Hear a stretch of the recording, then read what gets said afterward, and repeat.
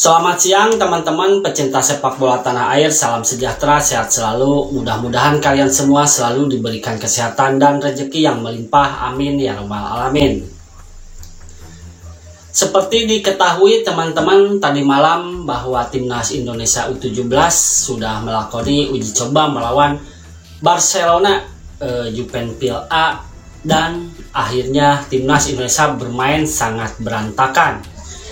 Timnas Indonesia yang berantakan mainnya itu membuat saya kasihan dan sangat sedih sekali. Wajar saja kalah telak. Memang selama ini prestasi timnas Indonesia baik senior maupun junior tidak terlalu menggembirakan. Kalau tidak ingin dikatakan sangat menyedihkan, waktu pun berlalu.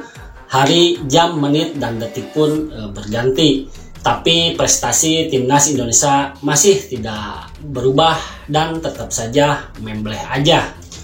Pada pertandingan persahabatan antara timnas Indonesia U17 dan Barcelona Junior tadi malam terlihat jelas perbedaan kualitas kedua kesebelasan. Barcelona Junior menguasai jalannya pertandingan sementara timnas Indonesia berantakan mainnya seperti biasa. Babak pertama ditekan dan hanya mampu bertahan dan bertahan. Babak kedua cenderung sama aja. Wajar saja timnas Indonesia kalah telak 0-3 melawan Barcelona Junior. Tapi yang namanya uji coba ya untuk ditelaah, dikaji, diulas, dan diperbaiki segala kekurangannya serta yang baik ditingkatkan terus. Setelah mengumpulkan sejumlah pemain sebagai persiapan Indonesia melakoni Piala Dunia usia 17 2023, Garuda Selected melakoni laga uji coba pertama melawan Barcelona Juventus. Dalam laga yang digelar di Stadion Ngurah Rai Denpasar, Bali tadi malam itu, Garuda Muda asuhan Bima Sakti harus menelan kekalahan 0-3 dari Barcelona Muda tersebut. Sejatinya hasil itu sudah diprediksi sebelumnya. Saya sendiri memprediksi Indonesia bakal kalah dan memetik pelajaran berharga dari laga tersebut. Saya memprediksi Garuda Muda bakal kalah dengan skor 0-3, 0-4, atau 1-4. Ternyata prediksi saya tak meleset. Ini yang harus dievaluasi. Dalam laga yang disiarkan langsung oleh stasiun televisi Indosiar itu, Garuda Muda sangat kesulitan untuk melakukan penyerangan, namun ada beberapa yang menghasilkan peluang. Garuda Muda dipaksa lawannya untuk lebih bertahan, dan nampaknya Barcelona memang melakukan tekanan di mana Garuda Muda jadinya tidak bisa mengembangkan permainannya. Namun dengan hasil 0-3 bukanlah hasil yang buruk-buruk amat sih. Cuma kalah dengan skor itu berhadapan dengan tim sekaliber Barcelona bisa dibilang cukup membanggakan. Kekurangannya tim asuhan Bima Sakti itu kerap lengah dalam menjaga pergerakan lawan yang tidak terkawal, ditambah dengan kemampuan individu para pemain Barcelona yang dinilai sangat baik. Masih ada 100 hari lagi menuju hari hanya Piala Dunia U17 2023. Di lapangan nampak Arkan Kakak masuk sebagai pemain pengganti di menit ke-38.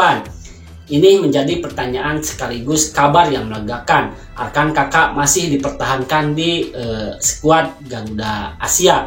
Beberapa waktu lalu tersiar kabar yang menghebohkan kalau pemain kelahiran Blitar 2 Desember 2007 itu dicoret oleh pelatih Bima Sakti dari tim Garuda Muda untuk menuju Piala Dunia 2023. Namun ternyata pemilik nama lengkap Arkan Kakak Putra Purwanto itu masuk di menit ke-38.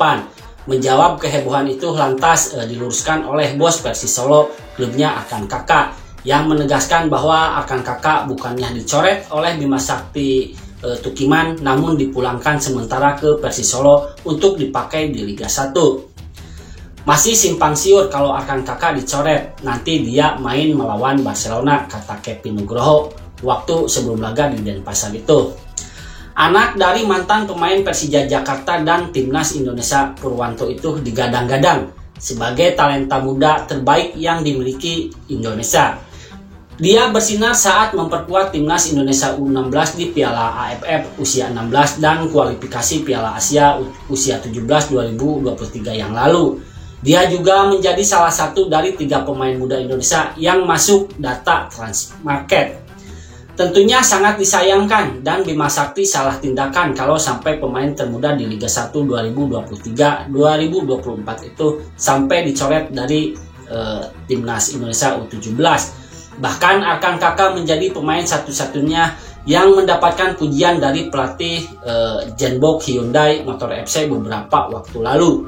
Pujian itu dilakukan usai laga persahabatan antara Persis Solo melawan tim raksasa Liga 1 Korea Selatan itu.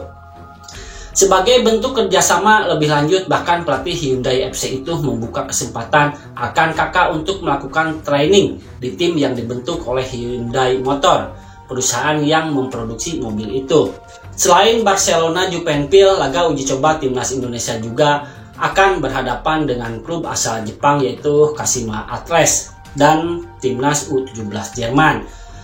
Mudah-mudahan kedepannya pelatih Bima Sakti bisa memperbaiki 3 hal ini. 1. Mental bertanding. Karena Timnas Indonesia U17 memang sudah lama tak bertanding setelah terakhir kali menghadapi kualifikasi Piala Asia U17. Oleh karena itu, ada penurunan mentalitas yang diperlihatkan para pemain. Apalagi mayoritas para pemain Timnas Indonesia tak menjalani kompetisi secara reguler bersama klubnya masing-masing di level usia dini, sehingga mereka kesulitan mengimbangi lawan yang notabene bermain secara reguler. Aspek mental inilah yang perlu segera dibenahi Timnas Indonesia jika tak ingin jadi bulan-bulanan di Piala Dunia U17 2023 nanti. Dan yang kedua adalah jarak antar pemain. Pada laga melawan Barcelona tadi malam itu, Timnas Indonesia memang terlihat lebih banyak bertahan dan menahan gempuran serangan lawan. Mereka cukup kesulitan untuk keluar dari tekanan ini. Penyebabnya saat melakukan skema build up, jarak antar pemain Timnas Indonesia terlalu jauh sehingga bola sulit didistribusikan dari kaki ke kaki. Pilihannya ialah melakukan long ball yang pada akhirnya sama-sama tak efektif karena lebih sering dipatahkan barisan pertahanan lawan. Dan yang ketiga, harus memperbaiki akurasi operan. Tantangan terbesar dari Timnas Indonesia U17 itu untuk membangun serangan pada pertandingan ini juga tak terlepas dari buruknya akurasi operan para pemain. Saat mulai menyerang termasuk dengan skema serangan balik cepat, Timnas Indonesia U17 tak bisa mengeksekusinya dengan baik karena sering salah umpan. Artinya, buruknya akurasi operan ini akan menjadi kendala utama bagi anak asuhan Bima Sakti, terutama saat menghadapi lawan-lawan yang melakukan pressing tinggi. Mudah-mudahan saja kedepannya Timnas Indonesia ini kedepannya tambah baik lagi. Baik, itulah teman-teman, saya Om NO. Begitulah kira-kira. Salam olahraga.